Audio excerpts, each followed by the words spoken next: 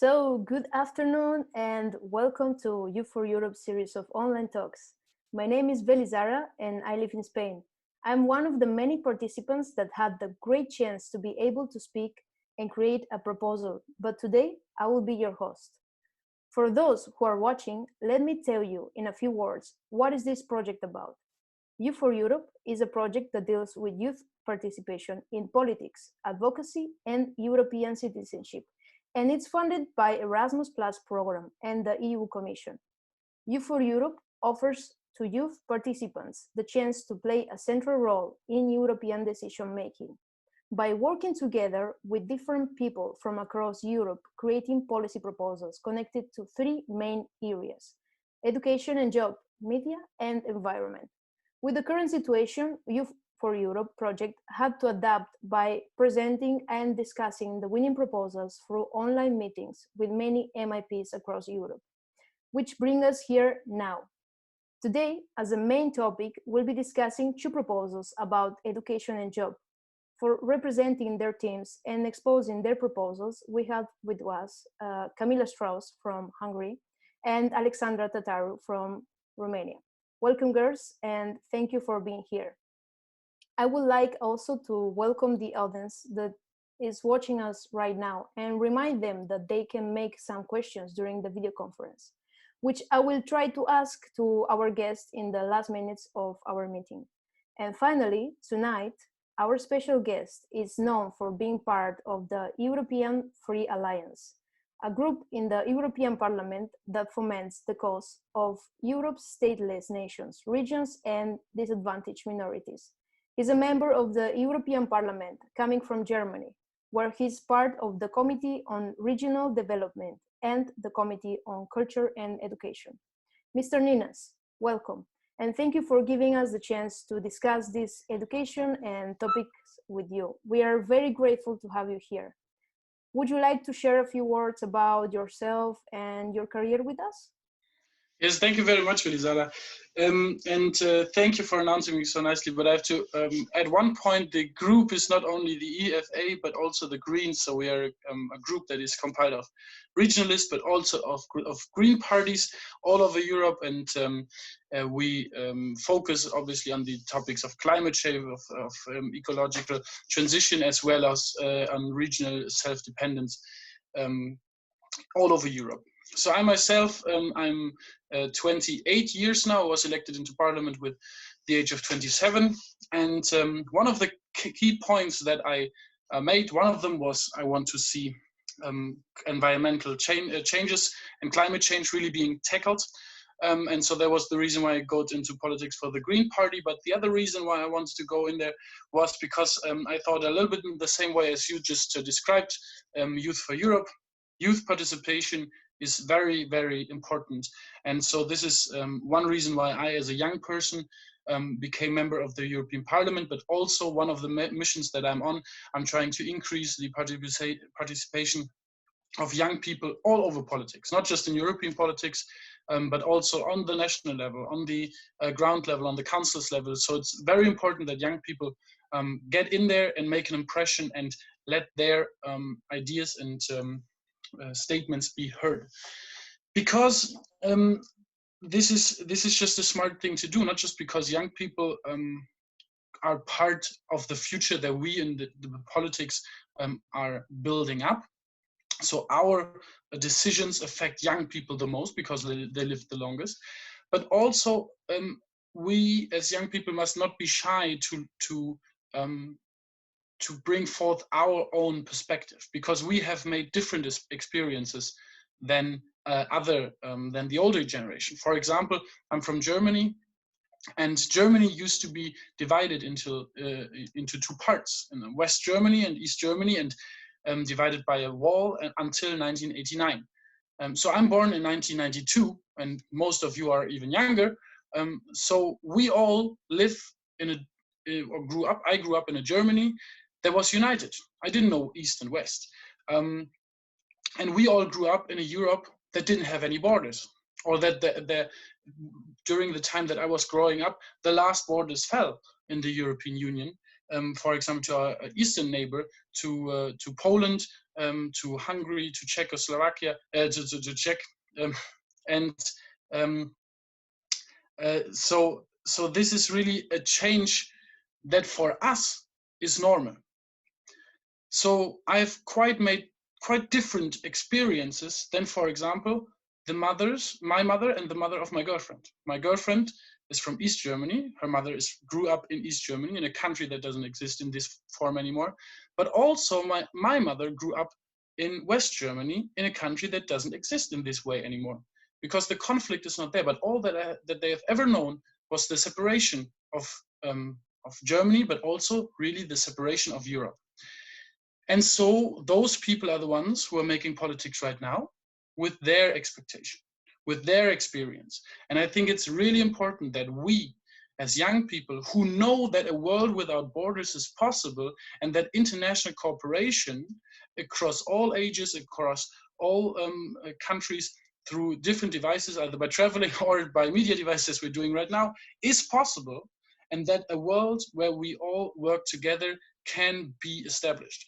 And so this experience, this understanding really needs to trickle down into politics, and that's why it's important that young people take the power to themselves and demand to be heard, and don't be shy to actually take office in various forms, as I said, on your council level, but also in national parliament and European Parliament.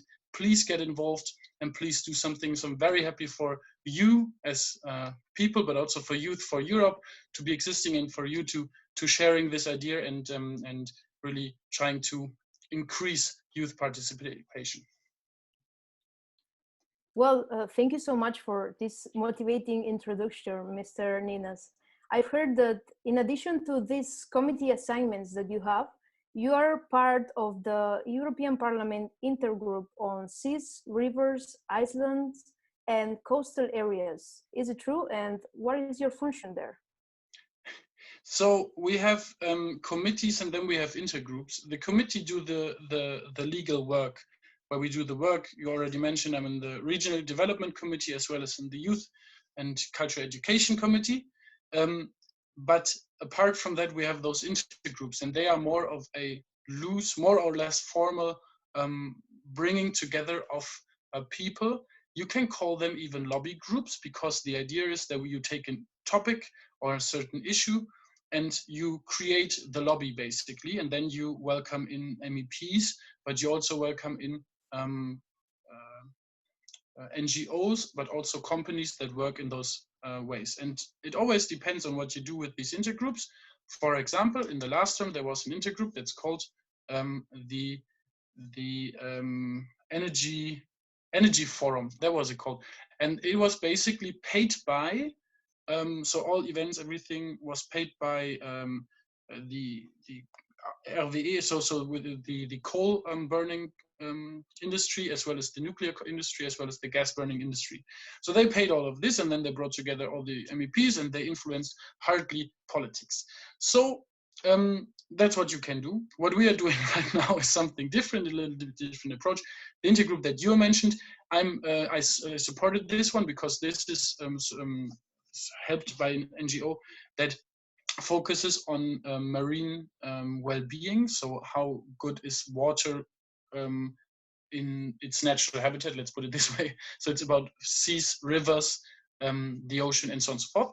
And then it includes all the people who live close to it. And because I'm here in Rostock in northern Germany, I'm very close to the ocean. Basically, the Baltic is my bath tube.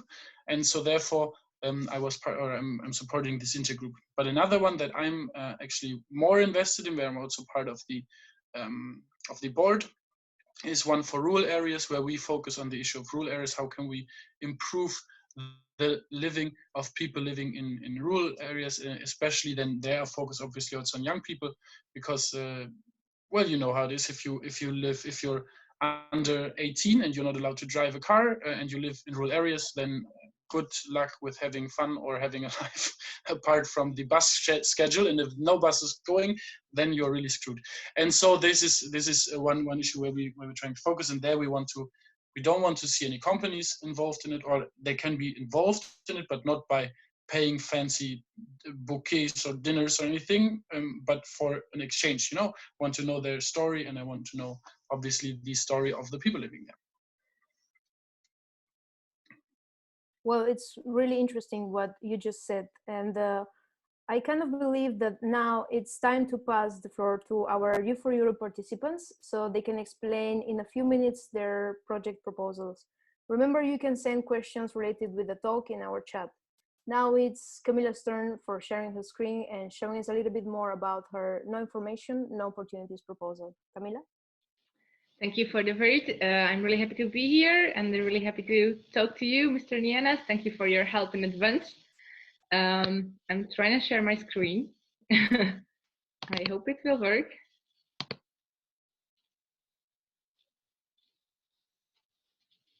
Can you see it? Yes, it's possible Okay, to see it. Thank you. Well, so our proposal called No Information, No Opportunities, it was created during the exchange on job and education in Italy last spring, and it was really, really a fun thing to do. Our main topic is what the EU offers for the youth. There are multiple opportunities for learning, trainings, jobs, mobilities, volunteering, internships, and so on. And it is really, really good because apart from encouraging the development of personal skills and competencies, also foster the exploration of the key values of the EU. But as we were talking, we found out that there are some problems with the flow of the information. The first problem we found is that the EU appears to fail at carrying out its programs for the use of their full capacity. And the second problem is the young people are uninformed about their opportunities and might get the wrong impression of being neglected by the EU. So what is our solution? We try to make some points where you can make more marketing and promotion and a more effective way of distributing money. These are the two key tools. We want to use the Eurodesk offices. So I think it's really good that the equipment are already existing. We just have to make it more efficient. We want to create active collaboration between organizations involved in EU programs and public education institutions. We thought about various types of targeting the attention of the young people, like talks and concerts, or something as simple as an informative poster. And it would, so our aim to provide access to the information about this project. And we think it would increase participation motivation, and this case, more young people become involved. And it would be also good for the EU because it would foster the citizenship, strengthen the feeling of being a European, which is really, really important. And we want to make a preference for applicants from disadvantaged social groups and less developed regions. If I just think about my home country, Hungary, you can see that Budapest is really, really good. We have a lot of information, a lot of opportunities here, but at the countryside and even the less developed regions, there are no opportunity. As previously Mr. Nienass said, there's a bus schedule if you're lucky, and that's it. So this is the main issues of our proposal. We really want to change this because it would be also beneficial for the youth and the EU. And thank you. Thank you so much, Camila, for explaining your team's proposal where you ask for more ways of spread all these opportunities, reaching more young people in Europe. Mr. Nienass, I would like to ask you, after you saw this proposal, what are your initial thoughts about it? So I love this proposal, and I think it's a great analysis of the issue that we have at hand. We have several projects funded by the EU to support young people. However, so I'm in the cult committee, and we always try to get more money, and it's hard to get more money because you need to negotiate with those who have the money, which are the member states. but it's easier for us if our projects have an impact. So, for example, the Erasmus program is easily said the most well-known program of all European programs. There's no other program in all of the budget that is as famous as the Erasmus program. And that's even though the Erasmus program only has 1% of the whole EU budget. And so we managed to say, well, this is really famous. Everybody's using it. We have made it into Erasmus Plus, so you can even have more chances to use it. And we even added the ESC, which is the European Solidarity Corps, which will be in the project line for next year as well. So slightly different concept, but the same idea, connecting young people all over Europe and making it more accessible for people to participate from all over the society. So, but what we find is that a lot of people don't know about these programs and that they're not using it. And so, because ESC, for example, is not really famous, except in contrast to the Erasmus program, so we definitely want, so it has a smaller budget, only 1/10 of the Erasmus budget, but it also needs to be known and it needs to be taken serious, and people need to participate. And I think the best way to make the best thing that can happen for this program is that we don't need to make advertising, because everybody knows that this exists and everybody does it anyway. So just like you're always getting asked, well, I was always getting asked during school, what are you going to do after school, right? That's a standard question for every meeting that every young person has heard probably a million times. And I would love to either always be the answer, well, I'm doing my ESC, what else? Because that's what you do. Or if people just ask, where are you going to spend your ESC, or what are you going to do with the ESC? I would love that, because that would mean that a whole generation would just participate and everybody would be working with it. However, to be quite honest, that's not the case that we have right now, and we need to improve that. And so I'm fully supporting this proposal. The question is now, how can we manage to make it happen? And the problem there is, if we go through schools, which is obviously usually the best way to reach young people, because well, if you make it boring, I mean, if you make it into a stupid mandatory stuff, then not. But if you, with other proposals that you made, we can really see the knowledge of people know, or the amount of people who know about this, to see that increased. But the problem is, schools is education system is not European regulated. It is national regulated, and the European side cannot do anything to tell the member states what they have to do in their schools.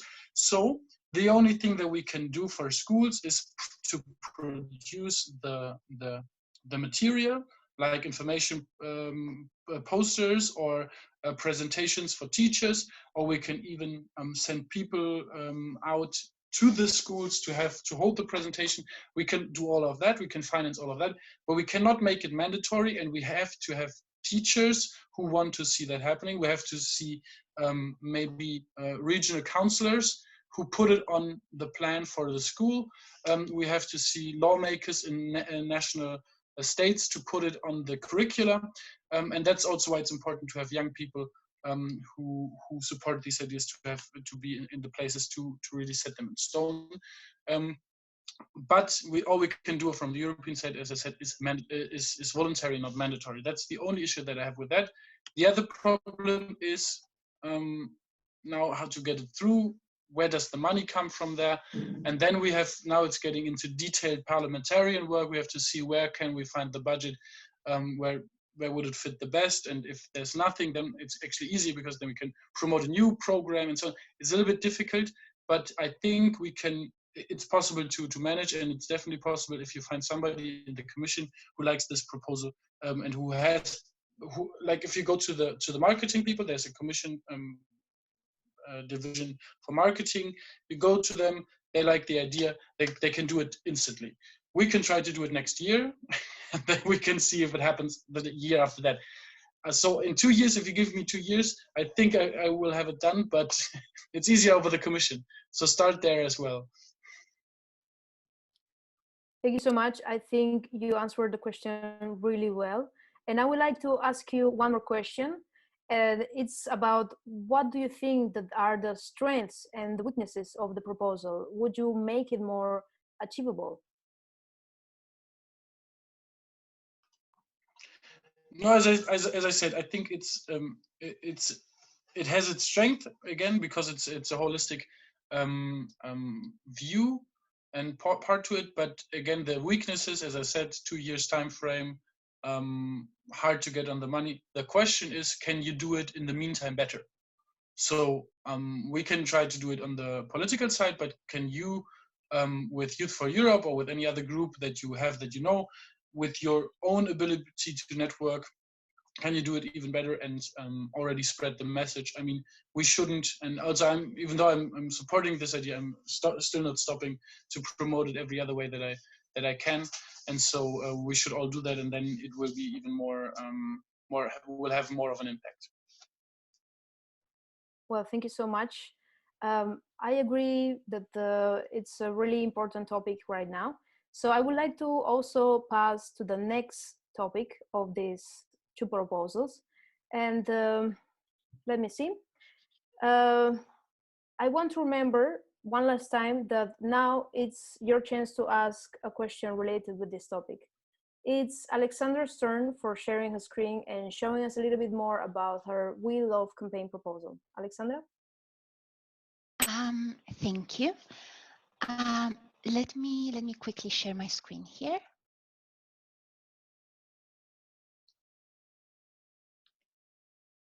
Okay.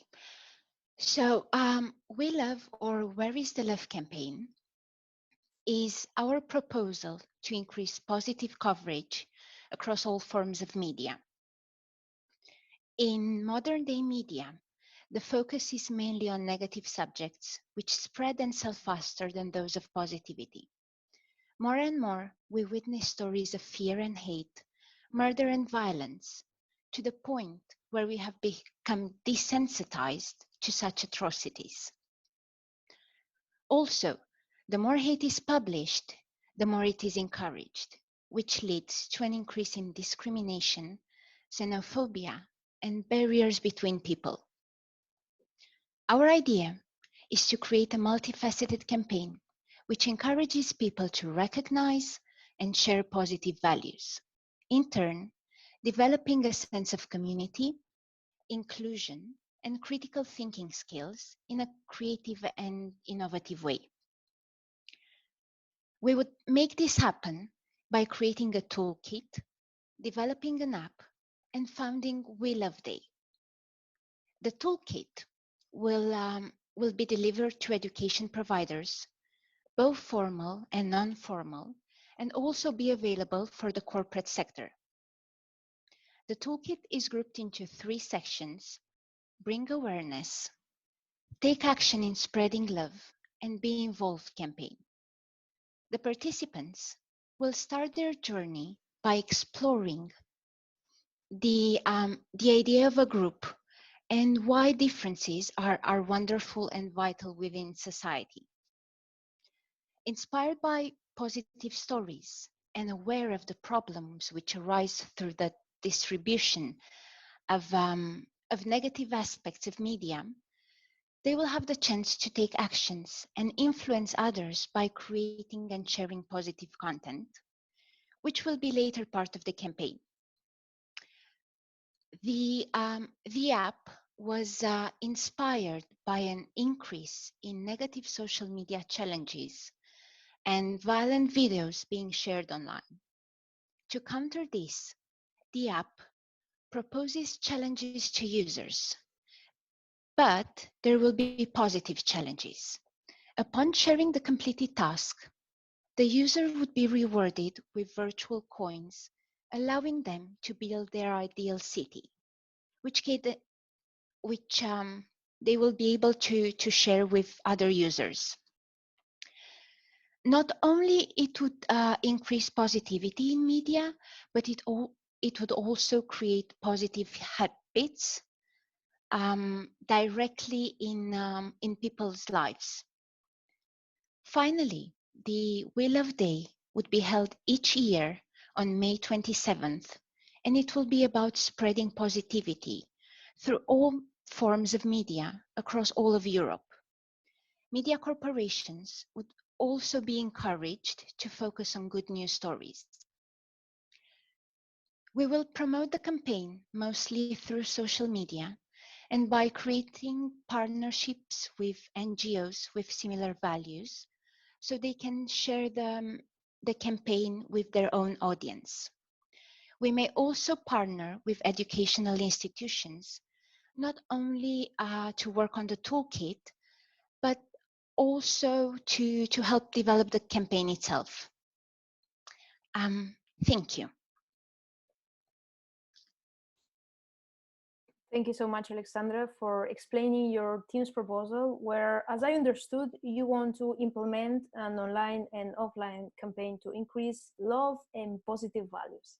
Mr. Nienass, after we saw Alexandra's infographic about We Love campaign, I would like to ask you, is there any similar campaign like the one that we just saw? So there is a campaign, so from the European side, that we will fund or support, which is focusing on fake news. So it will be a platform, or it's not clear how it exactly would function, but because it's in the building, but it's concerned about fake news and a little bit also about hate speech. So it's about tackling the issue, well, more or less at the symptoms, right? So you see hate speech, you see fake news, you go over there and you block that off. However, this proposal really is tackling the issue from the other side, and it's going from where is the problem, where's the root of that, and that is so much negativeness in our society, and really wants to shine a light on the positive points, which I really love, and so it might have a longer lasting influence over the whole society, or the way how we communicate. So that's very, very interesting, and I don't know of any problem that is in this direction. I guess you answered it really good, and now I would like to ask you one more question. What do you think that are the benefits and that will come from an European-wide campaign about promoting positivity and preventing hate in the media? The positive aspects can definitely be, so we have dramatic high figures of suicide, of depression, of all these issues, and it could support, I guess it's not the only solution, but it could definitely support helping those issues to drop their rates. And again, if this is at the moment, we really have this pandemic of hate and violence online, and I'm happy for every cure that we can find, and so if that can help, I really would like to try it. Thank you very much for answering the questions about both proposals. And now, as we still have some time, I would like to ask you a few more questions that our audience sent while we have this interesting discussion. So in the chat, I received a message that is asking what could be done, in your opinion, to make the EU political bureaucracy more adaptable and faster to face challenges and emergencies, by Laura. That is a good question.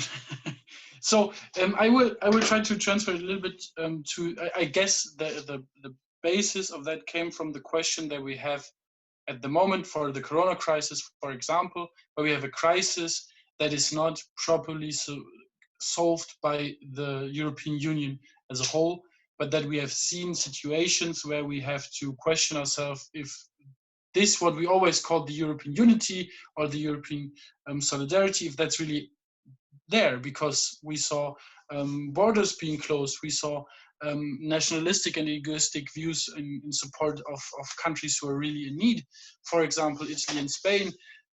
but also other countries where we have seen the call from Italy for support, for medical supplies and so on. We saw at the same time Germany closing the borders and saying we're not exporting anything of this, which is shocking to Europeans.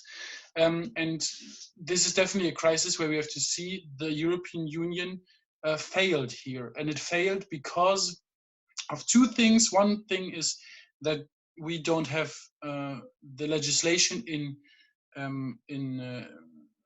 health. So anything related to health is the same way as to education. The European Union can't do anything about that, which might be a mistake. Maybe we need to change it. But also the other issue is that in the end, the member states are also are always sovereign, and the European Union, even the Commission, can only tell them what to do if it's if it said so in the treaty.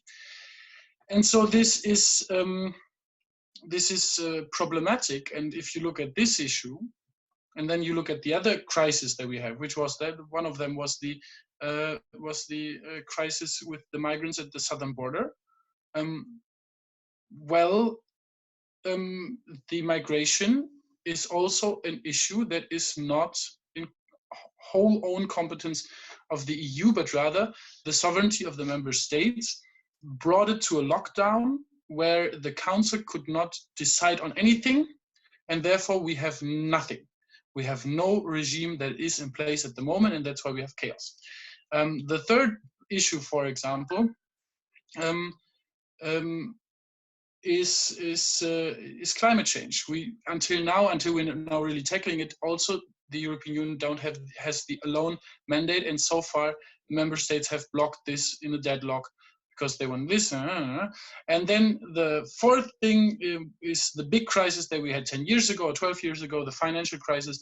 And this is an issue where also Europe is not united. We don't have common financial and economic policy, and that is the problem of that. So when we look at all of these issues, we see the problem is not Europe, but the non-existence of European unity in this. So, and because we don't have the unity, that's why we fail.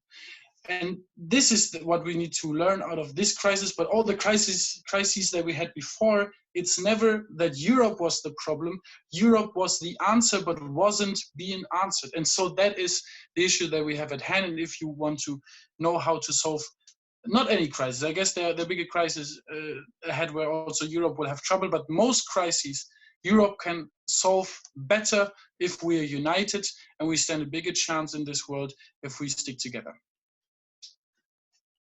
Well, thank you so much. I believe that you answered very good also the question that Laura sent it to us. And now that I just would like to thank you again for answering all the time a lot of questions that we have. And I would like to ask you a few more because we still have some time. But this is from my point of view, not my point of view, but some questions that I was thinking while we had this talk. So you named at the beginning that young people, it's really important for young people to be really active in this kind of things like Youth for Europe or other projects. And I want to ask you, how can we motivate them to be part of it? Because sometimes just young people doesn't see it that way.